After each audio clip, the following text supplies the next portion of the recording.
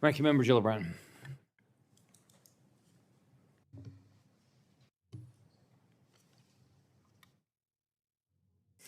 Sorry. For Allison Barkoff, today we have highlighted how we can support older adults and people with disabilities so that they can live in their communities. One way to enhance supports and services for older adults is multi-sector plans for aging.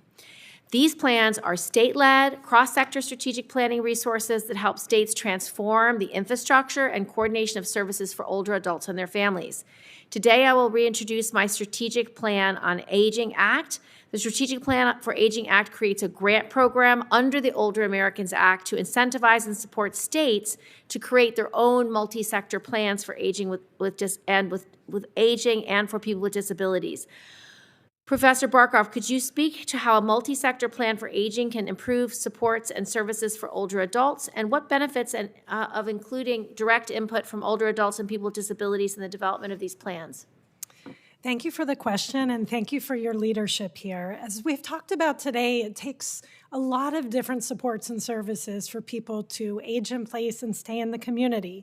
That's community-based services and affordable housing and accessible transportation and affordable healthcare, and that cuts across so many state and local agencies, sectors, providers, and types of advocates. And comprehensive and coordinated planning is absolutely critical, and that's why more than a dozen states have begun this comprehensive planning through multi-sector plans on aging.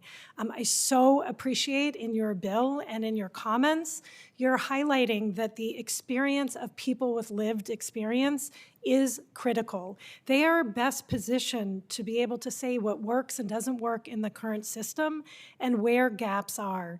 It's also incredibly important, and we're seeing more and more with states, that people are including the disability community in those efforts. As we've heard today, the largest population of disabled people is older adults with disabilities, and the common needs and priorities cut across so many areas. Finally, I'll just mention when I was at ACL, seeing the huge momentum, we worked on developing a strategic framework for a national plan on aging, and we tried to model exactly what we were seeing in states, bringing across agencies and departments with expertise. So thank you again for reintroducing that act that I think will give a lot of momentum and resources to existing state efforts and really encourage that important aging and disability partnership. Thank you, Allison.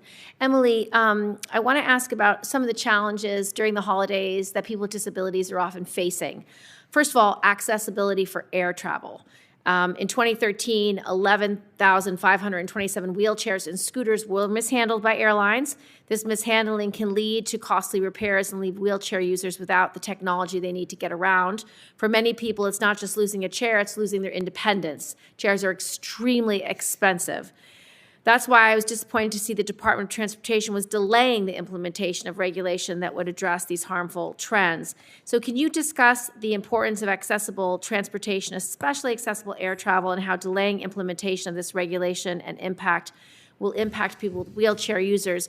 And the second question I have is about web accessibility, because obviously when you're planning any time to go home, you use the internet to book your air travel, you use the internet to find hotels, you use the internet to do everything, and we've really not met our requirements of making the internet accessible at all. In 2022, this committee released a report that found web accessibility failures throughout the federal government, including at agencies such as the Centers for Disease Control and Prevention and the Department of Veterans Affairs.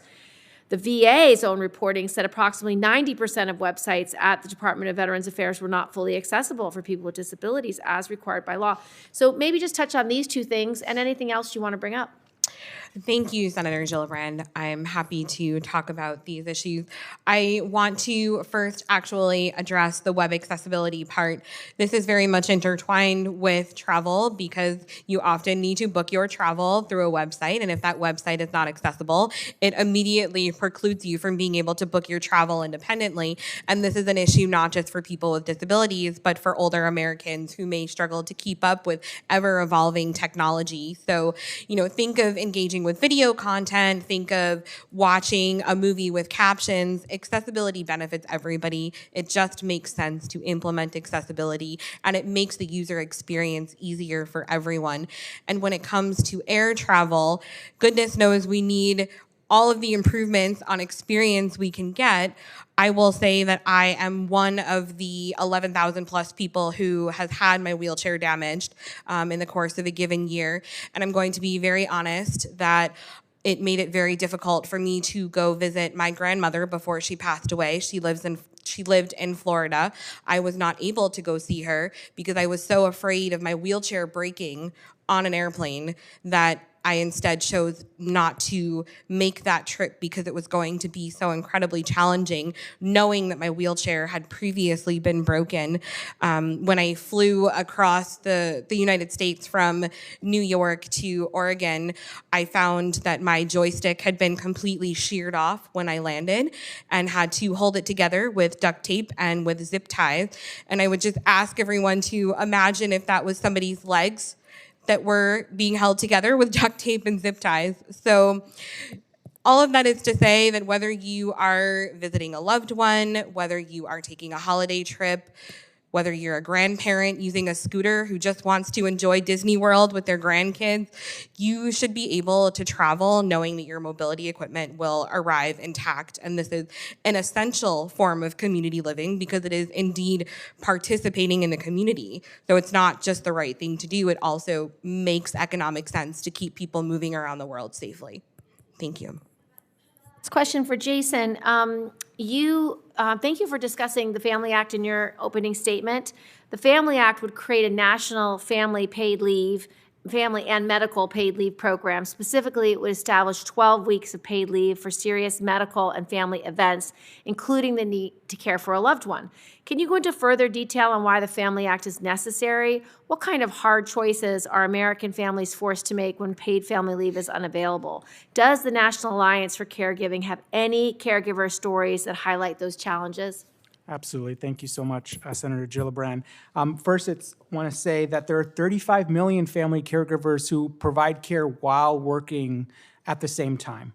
So without paid leave, these millions of family caregivers face impossible choices between providing essential care for loved ones, including older adults with serious conditions like Alzheimer's or cancer, or maintaining their financial security. And according to our data, they often sacrifice both, leave jobs, deplete savings, and take on debt, with long-term consequences for their own retirement security and economic stability. In fact, half of all working caregivers report going in late, leaving early, or taking time off to provide care. We heard from one such family caregiver, Marcy, a family caregiver in Kansas, who provides care for both her mother and also her grandson, who is ultimately forced to leave her job because of her caregiving responsibilities. She told us, "They needed more time than what I had, and I couldn't take any more time off work. I was working 60 hours a week and coming home and doing everything too. To lose that income, it was a big hit."